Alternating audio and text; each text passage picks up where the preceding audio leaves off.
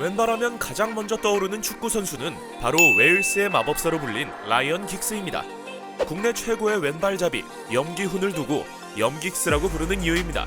실제로 한 시대를 풍미했던 프랑스의 마에스트로 지네딘 지단은 긱스가 프랑스인이었다면 나는 벤치에 있었을 것이다 라며 긱스를 높이 평가했습니다. 긱스는 잉글랜드 명문 맨체스터 유나이티드에서 세계적인 명성을 떨쳤지만 잉글랜드가 아닌 웨일스를 국적으로 선택하며 월드컵과 유로 같은 메이저 대회와는 연이 없었습니다. 그래서 긱스는 월드컵이 열릴 때마다 볼 수 없는 스타로 자주 거론되곤 했습니다. 무엇보다 긱스가 맨유에서 보여준 클래스는 실로 대단했습니다. 긱스는 맨유에서 프로 데뷔해 맨유에서 은퇴했는데 긱스의 역사가 곧 알렉스 퍼거슨 감독이 맨유에서 보낸 26년의 역사였기 때문이죠. 수많은 슈퍼스타가 맨유를 거쳐갔지만 긱스는 30년 가까운 세월 동안 자신의 자리를 한 번도 놓치지 않았습니다. 물론 선수 말년 불륜 스캔들로 자신이 쌓아온 명성에 먹칠을 하기도 했지만 축구 선수 긱스는 모두의 찬사를 받기에 충분했습니다. 그럼 지금부터 축구 역사상 가장 위대했던 왼발의 달인 긱스에 대한 이야기를 시작하겠습니다.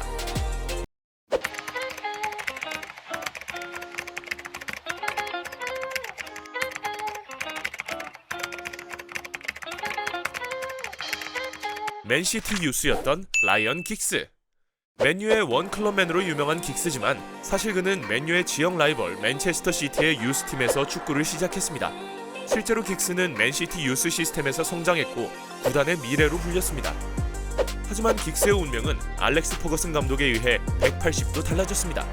1986년 맨유에 부임한 퍼거슨 감독은 리빌딩 작업에 착수했고 그 과정에서 맨시티 유스팀에서 두각을 나타낸 긱스를 점찍었습니다. 퍼거슨 감독은 긱스의 14번째 생일이었던 1987년 11월 29일 직접 그의 집으로 찾아가 그를 설득했고 긱스는 맨시티를 떠나 맨유 유스 선수가 됐습니다. 흥미로운 점은 긱스가 맨유 1군 데뷔 후 처음 기록한 골이 맨시티전에서 나왔다는 점입니다. 당시 맨유는 긱스의 득점으로 1대0 승리를 거뒀죠. EPL 출범보다 먼저 데뷔한 긱스. 긱스의 프로 데뷔는 프리미어리그 출범보다 빨랐습니다. 풋볼리그로 운영되던 1991년 3월 2일 긱스는 에버턴전에서 데니스 어원과 교체되어 1군 데뷔를 치렀습니다. 그리고 맨시티전에서 데뷔골을 터뜨리며 성공적으로 프로 무대에 안착했죠. 운도 따랐습니다. 당시 주전 레프트 윙어였던 리 샤프가 부상으로 이탈한 틈을 타 긱스가 출전 기회를 얻었고 나이를 뛰어넘는 엄청난 활약으로 단숨에 맨유의 주전으로 도약했습니다. 1992-93 시즌 EPL이 정식 출범한 뒤에는 등번호 11번을 부여받으며 본격적으로 맨유의 왼쪽 공격수로 자리를 잡았습니다. 그리고 기라성 같은 선배들 틈에서 알토란 같은 활약을 펼치며 맨유가 EPL 초대 챔피언에 등극하는 데 힘을 보탰죠. 맨유는 리그와 함께 FA컵까지 제패하며 시즌 더블을 달성했습니다. 왼발의 마법사. 10대 웨일스 소년 긱스의 등장은 당시 큰 충격이었습니다. 이후 데이비드 베컴, 폴 스콜스, 게리 네빌, 필립 네빌, 니키 버트 등과 함께 맨유 유스의 전설로 불리는 클래스 오브 92 멤버들이 대거 등장했지만 긱스는 그들보다 앞서 퍼거슨 시대를 연 장본인이었습니다. 영국 현지에서도 긱스를 향해 데뷔했을 때부터 완성된 선수라며 찬사를 보냈습니다. 또 팬들은 맨유의 전설 조지 베스트와 긱스를 비교했고 왼발 하나로 치고 나가는 긱스의 돌파는 귀신 같은 드리블이라는 평가를 받기도 했습니다.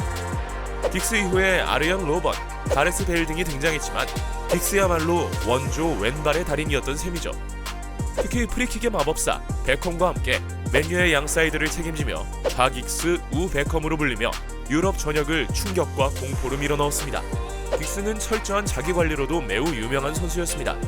대중의 스포트라이트를 즐긴 베컴과는 정반대였죠. 퍼거슨 감독의 관리도 한몫을 했습니다. 퍼거슨은 긱스가 어린 나이부터 언론의 관심을 받자 2년간 인터뷰 금지령을 내렸습니다. 호날 긱스는 당시 퍼거슨의 관리로 자신은 인기 스타가 아닌 선수가 될 수 있었다고 회고하기도 했습니다. 1999년 FA컵 마법. 1999년은 맨유 구단 역사상 가장 위대했던 시기입니다. 맨유는 리그와 FA컵 그리고 유럽 축구연맹 챔피언스리그까지 모두 제패하며 잉글랜드 구단 최초로 트래블을 달성했습니다. 특히 캄프누의 기적으로 불리는 바이에른 뮌헨과의 챔피언스리그 결승전 대역전극은 한편의 드라마였죠. 하지만 맨유의 트래블은 사실 긱스가 없었다면 완성되지 못했습니다. 1998-99 시즌 아스널과의 FA컵 준결승전에서 맨유는 탈락 직전까지 내몰렸습니다. 로이킨의 퇴장으로 수적 열세에 몰린 맨유를 구한 건 긱스였죠.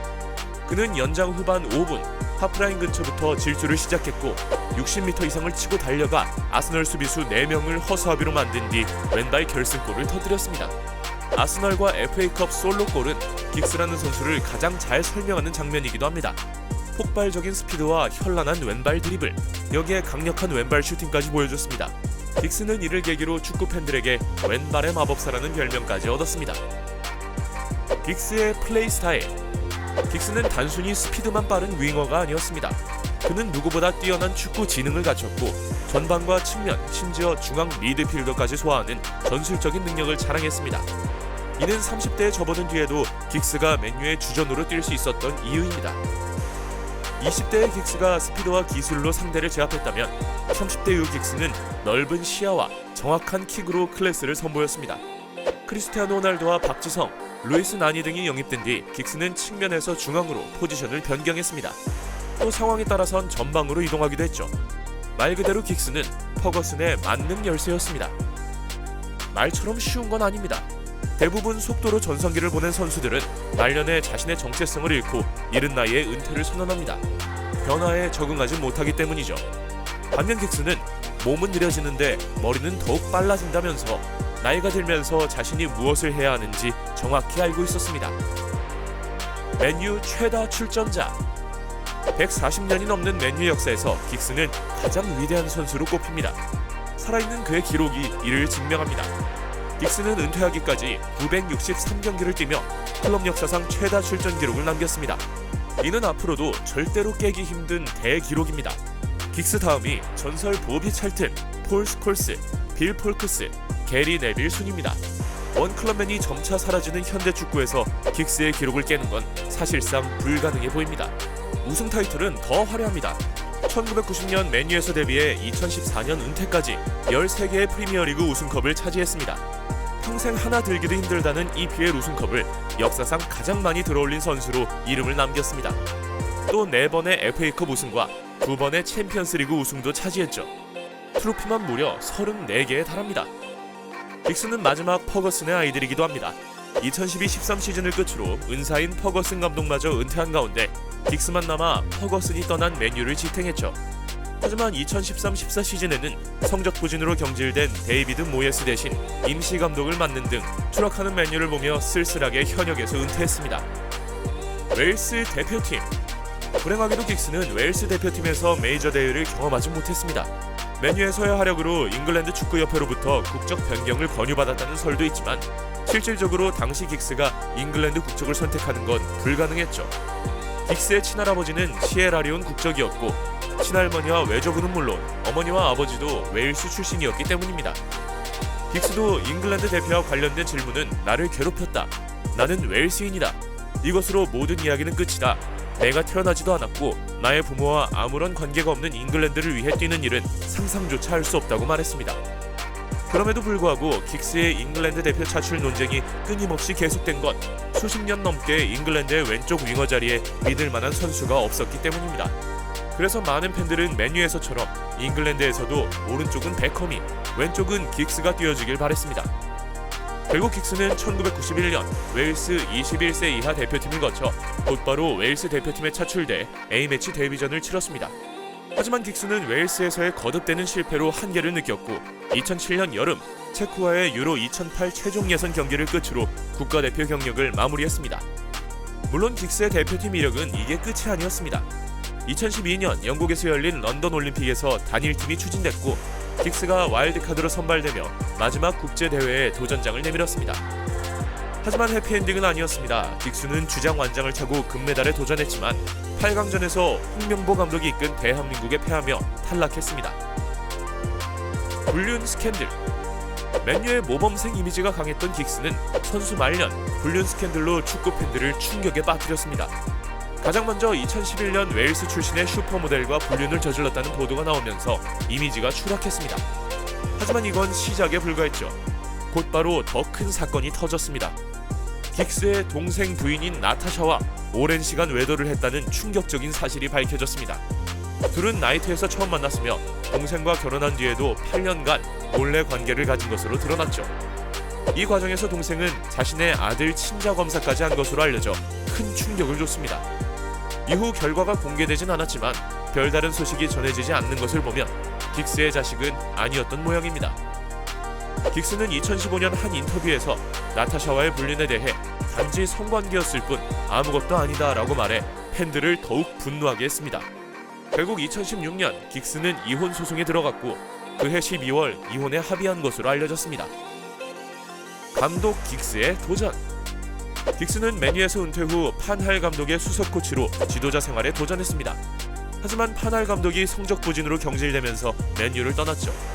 당시 후임이었던 주제 무리뉴 감독이 긱스에게 2군 감독을 제안했지만 이를 거절하고 29년 만에 맨유와 완전히 작별했습니다. 이후 야인 생활을 보낸 긱스는 2018년 1월 월드컵 예선 탈락 후 공석으로 남아있던 웨일스 대표팀의 지휘봉을 잡았습니다. 그리고 자신이 선수 시절 못다 이룬 메이저 대회의 꿈을 이루기 위해 노력 중입니다. 선수 시절 긱스는 포기를 모르는 선수였습니다. 감독이 된 뒤에도 마찬가지죠. 긱스가 그릴 미래가 더욱 기대되는 이유입니다. 영상 즐겁게 시청하셨나요? 저희 남자라면 채널은 유튜브 최초 해외 유명 분석팀 업체와 계약을 맺었습니다. 모든 스포츠 분석 경기는 방대한 분석 자료를 바탕으로 전문 분석위원들의 분석과 모니터링을 통한 경기 리듬 및 팀 운영 상태 등을 토대로 전문 스포츠 분석을 하고 있습니다. 분석에 100%는 없습니다. 하지만 수익률엔 100%가 있습니다. 적중률은 100%라고 말씀 못 드리지만 수익률은 100%라고 말씀드릴 수 있습니다. 저희 정보 공유방에 초대받고 싶은 구독자분들은 고정 댓글에 오픈 채팅으로 문의 주세요.